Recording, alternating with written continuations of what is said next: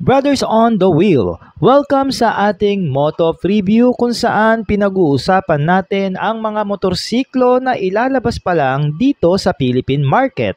Katulad nga nitong latest maxi scooter ng Skygo Philippines na pinakita nila sa Inside Racing Moto Show ngayong taon. Yan nga ang Bolt 150.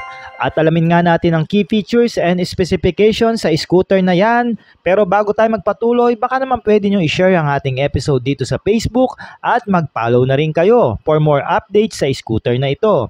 At mag-subscribe naman kayo kung dito kayo sa YouTube nanonood para lagi kayong updated pag naglabas tayo ng iba pang vlog sa motor na ito. Kaya let's go sa go! Get ready, drop the beat. Dirty, know I'm clean, how I'm coming, I can't show no mercy. Know what I mean, know what I need, know I got this for certain. Dirty.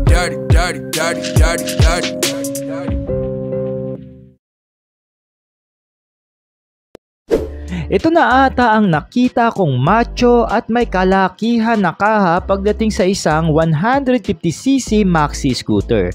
Kung titignan mo yung body design nitong Bolt 150 is more dedicated yung scooter sa cruising and comfort when it comes in riding. Kaya naman siguradong maraming maa-attract na Filipino riders dahil yan nga ang hanap ng mga karamihan. At isa na nga ako dyan mga brothers. Tapos dagdag pa natin ang sharp looking front face nito na may oversized na windshield. Simple and elegant naman ang side profile ng scooter na may decals ng Bolt 150 sa gilid. And sporty look when it comes naman sa kanyang rear. Kaya kahit sino pa ang tumingin sa scooter na ito ay tsak mapapabilib. In total dimension ng Bolt 150 ay meron nga itong length na 1,960 at width na 770 at height na 1,340 and millimeter measurement. At sa wheelbase ito ay may haba na 1,370 millimeter. Hindi naman kataasan ang mga average Filipino riders. Kaya naman ang Bolt 150 ay nakadesign para sa isang Asian-friendly seat height na tumataas lang ng 760mm. Actually, nang sinakyan ko nga ito for bike fitting ay sobrang na-amaze ako dahil napaka-comfort niya kahit may tingkayad ako ng konti dahil sa lapad ng seat na ino-offer ng Bolt 150. Pero kaya ko naman itong i-manage dahil siguro na rin sa gaang niya na 141 kg in dry weight. And of course, our riding gesture sa scooter na ito ay talaga namang super relaxed and comfy na ideal para sa isang cruising na takbuhan. Speaking of long ride, meron nga itong malaking tank capacity na 13 liters na nasa center of floorboard ito nakalocate. At syempre, mag-comment na rin kayo kung gusto nyo malaman mga brothers ang kilometer per liter ng scooter na ito.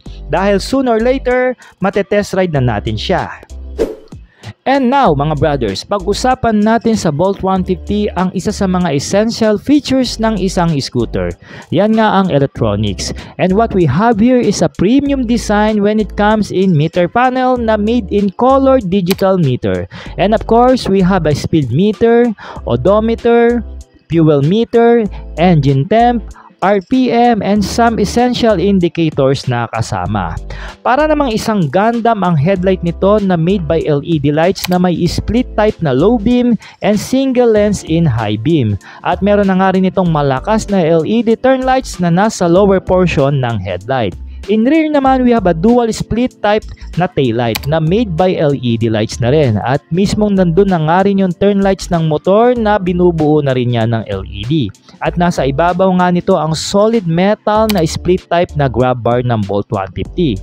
At para naman sa starting mga brothers ay nakakiles naman ang mismong scooter for easy access kada ride natin sa motor with the USB charging port and 2 front lug compartment plus spacious na underseat compartment para sa lagayan ng ating mga kagamitan.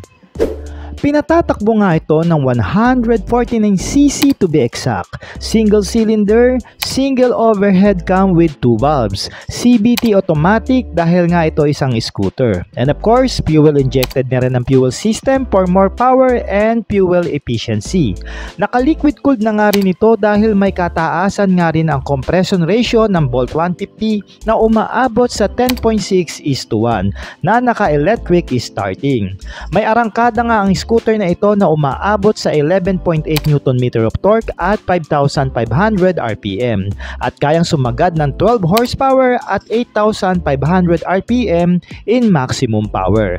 Kaya para sa akin mga brothers, pagdating sa power to weight ratio ay magiging saktuhan lang ang takbuhan nitong Bolt 150 na ideal para sa isang cruiser maxi scooter. Pero who knows, no?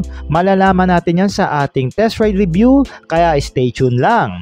Sa iba pang specs ng scooter, pinahihinto nga ito ng dalawang disc brake na setup sa magkabilang gulong ng motor at pinagugulong ito ng malapad na 13 inches wheel mags na may tire size na 110/70 in the front and 130/70 in the rear na may tubeless na goma.